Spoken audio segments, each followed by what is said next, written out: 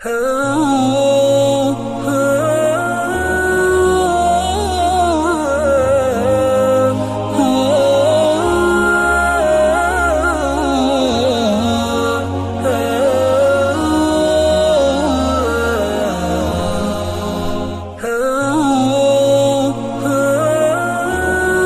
اللہ تعالیٰ کے خاص بندے جو ہیں ان پر شیطان کا زور نہیں چلتا. ایسے بندے جو اللہ کی طرف متوجہ رہتے ہیں اور اللہ کی طرف متوجہ ہونے کے اسباب اختیار کرتے ہیں، یعنی پابندی سے نماز، پابندی سے قرآن، پابندی سے ذکر و اذکار اور حلال کمانے کے شوق میں لگے رہتے ہیں اور گناہوں سے بچنے کی فکر کرتے رہتے ہیں. گناہ ہو جائے تو اللہ سے توبہ کرنے میں لگے رہتے ہیں. وہ اللہ تعالیٰ کے نیک بندے ہیں، ان پر شیطان کا زور نہیں چلتا. کبھی ان سے غلطی ہو بھی جائے، گناہ ہو بھی جائے تو اللہ تعالیٰ سے فوراً معافی مانگ لیتے ہیں. یہاں ایک سوال ہے اپنی جگہ پر، اور وہ یہ ہے کہ شیطان نے حضرت آدم علیہ نبینا علیہ السلام کے بارے میں ایسا کیوں فرمایا؟ ایسی بات شیطان نے حضرت آدم کے بارے میں کیوں کہی کہ آپ نے اسے مٹی سے پیدا کر دیا اور مجھے آگ سے پیدا کر دیا؟ سوچئے تھوڑی دیر کے لیے کہ کیا کبھی مخلوق کو، یا عام سوچ کے اعتبار سے دیکھیں تو کسی نوکر کو اس کی گنجائش ہے کہ وہ اپنے مالک سے پوچھے کہ صاحب یہ کام کیوں کیا ہے؟ تو شیطان کی کیا ہمت تھی، کیا مجال تھی کہ وہ اللہ کے سامنے اس طرح کی بات کرے کہ آپ نے اسے مٹی سے پیدا کر دیا اور مجھے آگ سے پیدا کر دیا؟ بات یہ ہے کہ اللہ تبارک و تعالی نے اس سوال کا جواب تو یہاں نہیں دیا ہے، لیکن یہ مطلب سمجھ میں آتا ہے کہ اللہ تعالیٰ کی جو قدرت ہے، اس کا جو کمال ہے، وہ کمال یہ ہے کہ وہ ادنا سے ادنا چیزوں سے اعلیٰ قسم کا کام لے سکتا ہے. یہ تو اللہ کا نظام ہے، وہ کسی سے بھی کام لے لیتا ہے. ضروری نہیں کہ آدمی بڑے گھرانے کا ہو، بہت سمجھدار ہو، بہت پڑھا لکھا ہو. اللہ تعالیٰ جب کام لینے پر آتا ہے تو کسی سے بھی کام لے لیتا ہے. تو اللہ تعالیٰ نے تو مٹی سے کام لے لیا، وہ جو کام جناتوں سے نہیں ہو سکا، جو کام فرشتوں سے نہیں ہو سکا، وہ کام اللہ تعالیٰ نے مٹی سے لے لیا. آگے بھی ذکر آ رہا ہے کہ اللہ تبارک و تعالیٰ نے ایسی عنایتیں انسان پر فرمائی جو کسی مخلوق پر نہیں کی. یہ عنایتیں اللہ تعالیٰ کی کسی بھی مخلوق پر نہیں ہیں جو اللہ تعالیٰ نے انسان پر فرمائی. آگے اللہ تعالیٰ نے فرمایا کہ ربکم الذی یزجی لکم الفلک فی البحر لتبتغوا من فضلہ انہ کان بکم رحیما. اللہ تعالیٰ فرماتے ہیں تمہارا پروردگار وہ ہے کہ جس نے تمہارے لیے سمندر میں کشتیوں کو چلایا ہے، لتبتغوا من فضلہ، تاکہ تم اس میں اللہ کی دی ہوئی روزی کو تلاش کرو. اللہ تعالیٰ نے خشکی بنائی ہے، زمین جہاں انسان رہتے ہیں. اس زمین سے بڑا سمندر ہے، زمین سے کہیں بڑا سمندر ہے. اسے بھی اللہ تعالیٰ نے انسانوں ہی کے لیے پیدا کیا ہے. جس طرح سے اس زمین پر اللہ نے روزی کے سامان پیدا کیے ہیں، بالکل اسی طرح سے اللہ تعالیٰ نے سمندر میں بھی روزی کے سامان پیدا کیے. جیسے زمین پر چل کر آدمی اپنی گاڑیوں میں، اپنے گھوڑوں پر، اپنے اونٹوں پر سامان لاد کر ایک جگہ سے دوسری جگہ لے جاتا ہے، ایک ملک سے دوسرے ملک میں لے جاتا ہے، بالکل اسی طریقے سے شروع سے ہی اللہ تعالیٰ نے نظام بنا دیا کہ لوگ اپنی کشتیوں کے ذریعے سے، اور اب تو بڑے بڑے جہاز بن رہے ہیں پانی میں چلنے والے، جو سامان کو ایک ملک سے لے کر دوسرے ملک میں جاتے ہیں. حالانکہ پانی ہے، ڈوبنے کے خطرات ہیں، لیکن اللہ تعالیٰ نے ایسی صلاحیت انسان کو دے دی کہ وہ پانی کے اوپر سے کشتیاں اور جہاز لے کر چلا جاتا ہے اور ایک ملک سے دوسرے ملک میں سامان لے جاتا ہے. یہ ہے اس کا روزی تلاش کرنا. جیسے خشکی پر زمین پر بہت ساری چیزیں شکار کی انسان کے لیے رکھی ہے، بہت سارے جانور ہیں جن کا آدمی بہت سارے جانور ہیں جن کا شکار کر کے انسان کھاتا ہے. ایسے بھی ہیں جو جنگل میں رہتے ہیں، ایسے بھی ہیں جو پالے جاتے ہیں. ایسے ہی جانور بالکل سمندر میں بھی ہے. وہاں ایسے بھی جانور ہیں جو پالے جاتے ہیں، اور وہاں ایسے بھی جانور ہیں جو بغیر پالے ہوئے سمندر میں ہوتے ہیں اور کہیں سے بھی نکال لیے جاتے ہیں. تو بہت ساری چیزیں ہیں سمندروں میں، بلکہ زمین کے اوپر انسان کی جتنی غذا ہے اس سے کہیں زیادہ سمندر میں ہے. اللہ تعالیٰ نے جتنی اسباب زمین پر پیدا کیے اس سے کہیں زیادہ اسباب جو ہے وہ سمندر میں ہیں. یہاں زمین میں سے سونا نکلتا ہے، چاندی نکلتی ہے، پیتل تانبا نکلتا ہے، اور اسی طریقے سے وہاں بھی ہیرے جواہرات اور سونا جو ہے سمندروں کے اندر سے نکلتا ہے. تو بہت ساری روزی کا سامان اللہ تعالیٰ نے سمندروں میں رکھا ہے. اللہ تعالیٰ یہ بتانا چاہتے ہیں کہ زمین جیسے ہماری نعمت ہے کہ اس پر چلتے ہو، پھرتے ہو، اپنی روزی تلاش کرتے ہو، اللہ فرماتے ہیں کہ ہم نے اسی طریقے سے تمہارے لیے سمندر میں کشتیاں بنائی ہیں، اور ان کشتیوں کے ذریعے سے بھی تم اللہ تعالیٰ کی دی ہوئی روزی کو تلاش کرتے ہو، روزی کو پاتے ہو، روزی کو کماتے ہو. انہو کان بکم رحیما، یقیناً تمہارے اوپر تمہارا پروردگار بہت مہربان ہے، رحم کرنے والا ہے. اسی وجہ سے تو اللہ تعالیٰ نے یہاں بھی روزی رکھی، وہاں بھی روزی رکھی. اور اگر ساری روزی زمین پر ہی رکھ دیتا تو کچھ مشکل تو نہیں تھی. یہ اللہ تعالیٰ کے رحم کی، کرم کی، مہربانی کی دلیل ہے کہ اس نے روزی کو زمین پر بھی رکھا، اللہ تعالیٰ نے روزی کو سمندر میں بھی رکھا ہے. فرمایا آگے اللہ پاک نے وَإِذَا مَسَّكُمُ الضُّرُّ فِي الْبَحْرِ ضَلَّ مَن تَدْعُونَ إِلَّا إِيَّاهُ، اور جب تمہیں کوئی آفت، کوئی مصیبت پہنچتی ہے سمندر میں تو پھر بھول جاتے ہو تم انہیں جن کو تم پکارتے ہو اللہ کے سوا. فَلَمَّا نَجَّاكُمْ إِلَى الْبَرِّ أَعْرَضْتُمْ وَكَانَ الْإِنسَانُ كَفُورًا، پھر جب وہ تم کو نجات دے دیتا ہے خشکی کی طرف تو تم اعراض کرنے لگتے ہو، اور انسان جو ہے وہ بڑا ناشکرا ہے. اللہ تعالیٰ فرماتے ہیں کہ پرانے زمانے میں بھی یہ ہوتا تھا، ابھی بھی ہوتا ہے کہ سمندر اللہ تعالیٰ نے ایسی مضبوط جگہ بنائی ہے کہ جب بھی اللہ تعالیٰ چاہتے ہیں کہ ایسا بھی مضبوط سے مضبوط کشتی چلانے والا ہو، کشتی ہو، جہاز ہو، وہ جسے چاہے ڈبو دیتا ہے، پلٹ دیتا ہے، اچھال دیتا ہے، گرا دیتا ہے، کچھ بھی کر دیتا ہے. اب اس زمانے میں جیسا کہ بڑے بڑے جہاز بن رہے ہیں، بہت بڑے بڑے جہاز بن رہے ہیں، اور وہ ہر طرح سے لیس ہیں، تیاریوں کے ساتھ جاتے ہیں، انتظامات کے ساتھ جاتے ہیں، اس کے باوجود بھی اللہ تعالیٰ زمین میں پانی میں غرق کر دیتے ہیں، ختم کر دیتے ہیں، اور کوئی چھڑانے والا بھی نہیں ملتا. یہ اللہ تعالیٰ کا نظام ہے. اللہ تعالیٰ فرماتے ہیں پرانے زمانے میں جس وقت قرآن نازل ہو رہا تھا اس وقت یہ ہوتا تھا، لوگ کشتیاں لے کر اپنی سمندروں میں سفر کرتے تھے، جاتے تھے. کبھی کبھی سمندروں کی موجیں آتی تھی، اتنی بڑی بڑی موجیں ہوتی تھی کہ وہ کشتیوں کو الٹ دیتی تھی. کبھی کبھی سمندروں کے اندر ایسا بھونچال آتا تھا، ایسا طوفان آتا تھا کہ آدمی سمجھتا تھا میں گیا.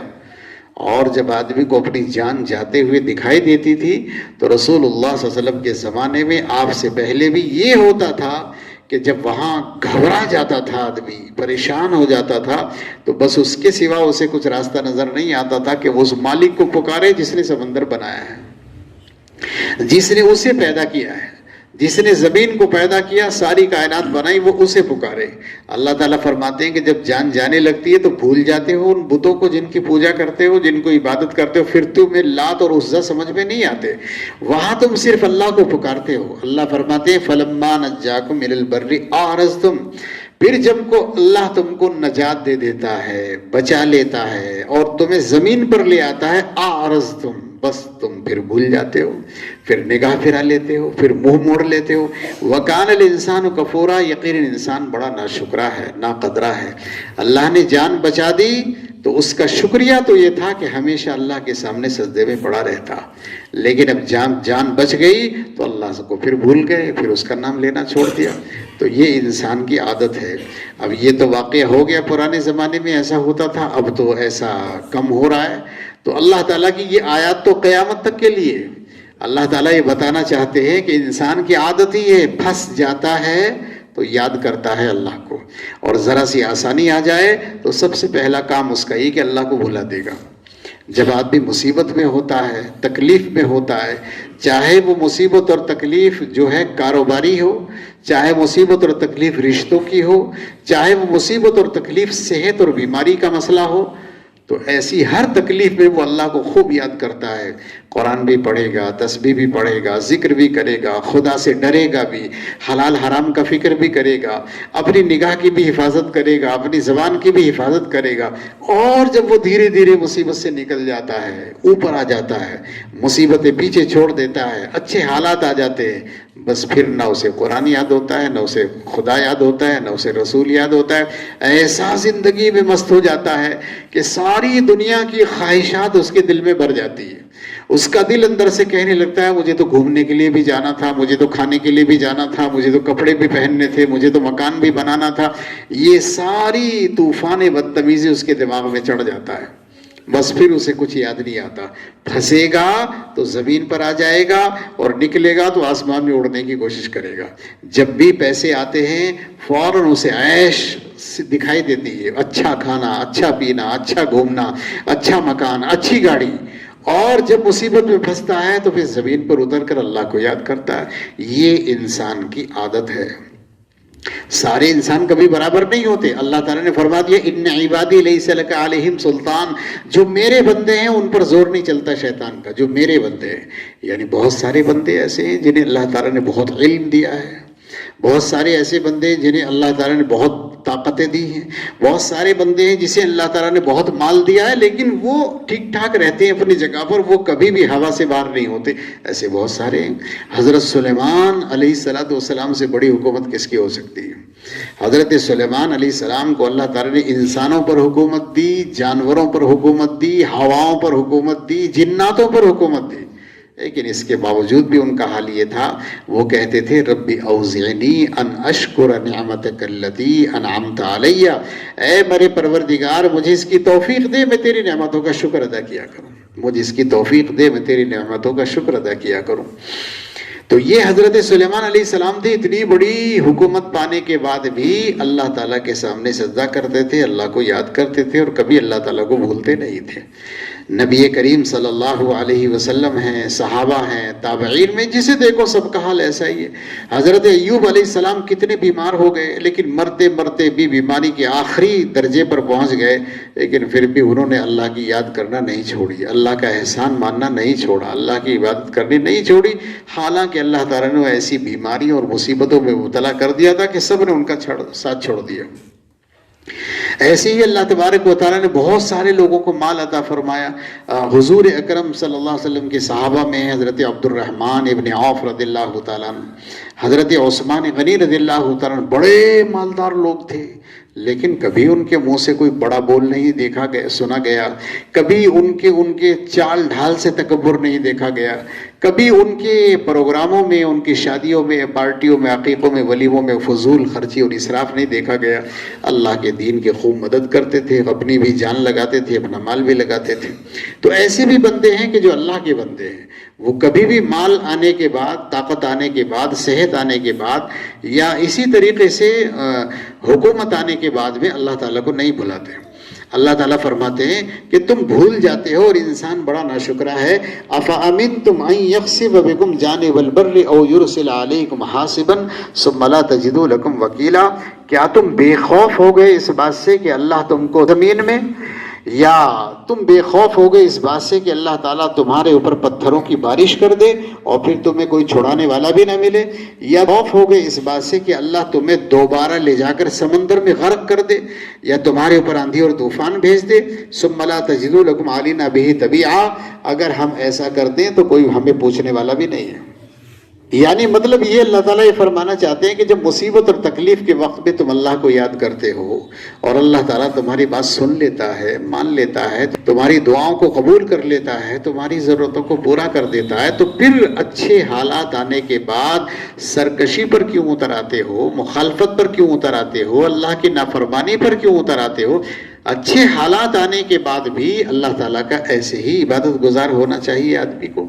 اللہ تعالیٰ فرماتے ہیں کیا تم اس سے بے فکر ہو جاتے ہو کہ اگر ہم چاہیں تو تم کو زمین میں دھسا دے، ہم چاہیں تو تمہارے اوپر آسمان سے پتھروں کی بارش کر دے، اور ہم چاہیں تو دوبارہ لے جا کر تمہیں پانی میں غرق کر دے؟ ایسا بھی تو کر سکتے ہیں، جب تم دوبارہ جاؤ گے پھر غرق کر دیں گے. تو اللہ تعالیٰ فرماتے ہیں تم بالکل بے خوف ہو گئے. یعنی اللہ کی پکڑ سے آدمی کو نڈر اور بے خوف نہیں ہونا چاہیے. اللہ تعالیٰ نے فرمایا کہ زمین میں دھسا سکتے ہیں ہم. قارون کو اللہ تعالیٰ نے اس کی زمین سمیت، اس کے مکان سمیت، اس کے خزانوں سمیت زمین میں دھسا دیا تھا اور کوئی اسے چھڑانے والا نہیں ملا. اسی طریقے سے قوم لوط پر اللہ تعالیٰ نے پتھروں کی بارش کی تھی اور قوم لوط کو کوئی بچانے والا نہیں ملا. فرعون کو سب کے سامنے غرق کر دیا. فرعون کو اس کی فوج بھی چھوڑا نہیں سکے، بلکہ فوج بھی اس کے ساتھ میں ڈوب گئی. تو اللہ تعالیٰ جب کسی کو ڈبانے پر آئے، پتھروں کی بارش کرنے پر آئے، زمین میں دھسانے پر آئے، تو کوئی بھی اللہ کا مقابلہ کرنے والا نہیں ہے. اور اللہ تعالیٰ اگر ایسا کر دے ثم لا تجدوا لکم علینا بہ تبیعا، تو پھر اللہ تعالیٰ سے کوئی پوچھنے والا بھی نہیں ہے. آگے اللہ تعالیٰ آخری آیت میں فرماتے ہیں وَلَقَدْ كَرَّمْنَا بَنِي آدَمَ وَحَمَلْنَاهُمْ فِي الْبَرِّ وَالْبَحْرِ وَرَزَقْنَاهُمْ مِنَ الطَّيِّبَاتِ وَفَضَّلْنَاهُمْ عَلَى كَثِيرٍ مِّمَّنْ خَلَقْنَا تَفْضِيلًا. اور ہم نے مکرم بنایا ہے بنی آدم کو، ہم نے عزت دی ہے بنی آدم کو، اور ان کو سوار کیا ہے خشکی میں اور تری میں یعنی سمندروں میں، اور ہم نے ان کو پاکیزہ روزی دی ہے، اور اپنی بہت ساری مخلوقات پر ہم نے ان کو فضیلت دی ہے، ایسی مخلوقات پر جو پہلے ہی سے بہت فضیلت والی ہے. دیکھیے اللہ تعالیٰ نے فرمایا کہ ہم نے انسان کو مکرم بنایا ہے، ہم نے انسان کو عزت دی ہے. کیا مطلب ہوا؟ اللہ تعالیٰ نے بہت ساری مخلوقات پیدا کی، بہت ساری مخلوقات ہیں، بڑی سے بڑی بھی ہے، چھوٹی سے چھوٹی بھی ہے، طاقتور سے طاقتور بھی ہے، کمزور سے کمزور بھی ہے. ساری مخلوقات جتنی بھی ہیں اللہ تعالیٰ فرماتے انسان سے زیادہ خوبصورت، انسان سے زیادہ سمجھدار اور ہوشیار کوئی نہیں. خود اللہ تعالیٰ نے انسان کے بارے میں فرمایا لَقَدْ خَلَقْنَا الْإِنسَانَ فِي أَحْسَنِ تَقْوِيمٍ، ہم نے انسان کو بہت خوبصورت بنایا ہے. اللہ تعالیٰ نے خود ہی فرمایا کہ ہم نے انسان کو بہت خوبصورت بنایا ہے. مثلا شکل و صورت بھی اتنی خوبصورت ہے کہ انسان اپنی شکل دیکھ کر خود ہی دیوانہ ہو جاتا ہے، انسانوں کی شکل دیکھ کر انسان دیوانے ہو جاتے ہیں. اللہ تعالیٰ نے اتنا خوبصورت بنایا ہے. جسم کے اندر اعتدال رکھا ہے. اعتدال کا معنی یہ ہے اگر سر سے لے کر پیر تک انسان کے جسم کو دیکھیں گے تو آنکھ، ناک، کان، زبان، ہاتھ، گلا، اس کا سینہ، اس کا پیٹ، اس کی ٹانگیں دیکھ کر آپ یہ فیصلہ کریں گے کہ ہر چیز اپنی جگہ بالکل فٹ ہے، نہ چھوٹی ہے نہ بڑی ہے، نہ پتلی ہے نہ موٹی ہے. ہر چیز سر سے لے کر پیر تک انسان کی بالکل فٹ ہے. اس کے مقابلے میں آپ ہاتھی کو دیکھو، کتنا موٹا بدن ہے مگر گردن چھوٹی سی ہے. اس کے مقابلے میں آپ اونٹ کو دیکھو، بڑا لمبا چوڑا ہے، وہ گردن بہت لمبی ہے، گردن اس کی بہت لمبی ہے. اور زیراف کو دیکھو تو وہ اونٹ سے بھی لمبا ہے، ٹانگیں بہت لمبی ہے، گردن بہت لمبی ہے، پیٹ چھوٹا سا ہے. تو سارے جانوروں کو آپ جنہیں بھی دیکھیں گے ایسا سائز آپ کو باڈی کا نہیں ملے گا کہ ہر پارٹ اپنی جگہ فٹ ہے. آپ نہیں کہہ سکتے یہ زیادہ بڑا ہے یا یہ بہت کم ہے، اسے تھوڑا زیادہ ہونا چاہیے تھا. آپ یہ بھی نہیں کہہ سکتے کہ آنکھوں کو یہاں ہونا چاہیے تھا، کانوں کو یہاں ہونا چاہیے تھا، منہ کو یہاں ہونا چاہیے تھا، ہاتھوں کو یہاں ہونا چاہیے تھا، یہ بھی نہیں کہہ سکتے. ذرا تبدیل کر کے دیکھ لو کہ ہاتھ اگر اوپر نہ ہو نیچے ہو تو کتنی پریشانی ہو جائے گی، ہاتھ آگے نہ ہو پیچھے لگا دیے جائیں تو کتنی پریشان، رات کو سو بھی نہیں پائیں گے آپ، کروٹ بھی نہیں لے پائیں گے آپ. آنکھوں کو سامنے سے ہٹا کر اوپر لگا دے تو مشکل، نیچے لگا دے تو مشکل، پیچھے لگا دے تو مشکل. یہ آنکھیں کہیں بھی فٹ نہیں ہو سکتی آگے کے علاوہ. اللہ تعالیٰ نے اس کے جسم کو اتنا خوبصورت بنایا ہے کہ ہر ایک پارٹ کو باڈی کے بالکل صحیح جگہ پر رکھا ہے. لمبائی، چوڑائی، موٹائی، پتلا پن، سختی، جہاں پتلا اور نرمی ہونی چاہیے وہاں نرمی ہے، جہاں سختی ہونی چاہیے وہاں سختی ہے. یہ اللہ تعالیٰ کی قدرت کا کمال ہے کہ انسان کو پیدا کیا ہے تو لاجواب پیدا کیا ہے. انسان کے مزاج میں اعتدال رکھا ہے. اعتدال کا معنی یہ ہے کبھی غصہ بھی آتا ہے، کبھی نرمی بھی آتی ہے. غصے کی جگہ غصہ کرتا ہے، نرمی کی جگہ نرمی کرتا ہے، ہنسنے کی جگہ پر ہنستا ہے، رونے کی جگہ پر روتا ہے. یہ بات جانوروں میں نہیں ہے. جانور کو اگر غصہ آ جائے تو پھر اسے اس کی پرواہ نہیں کہ اس کے سامنے اس کی ماں ہے یا اس کا باپ ہے، اس کے سامنے جانور ہے یا سامان ہے یا چیزیں، وہ تو دیواروں میں ٹکر مار دیتا ہے، وہ تو درختوں میں ٹکر مار دیتا ہے، انسانوں میں ٹکر مار دیتا ہے، جانوروں میں ٹکر مار دیتا ہے، اسے پرواہ نہیں ہے. پھر جب غصہ چڑھتا ہے تو پھر اسے کچھ سمجھ میں نہیں آتا. یہ جانوروں کا حال ہے. یہ انسان ہے جسے پتا ہے کہ مجھے کتنا بھی غصہ آ جائے مگر مجھے دیوار میں ٹکر نہیں مارنی ہے. یہ انسان کو پتا ہے کہ مجھے کتنا بھی غصہ آ جائے مگر مجھے اپنے آپ کو جو ہے وہ کسی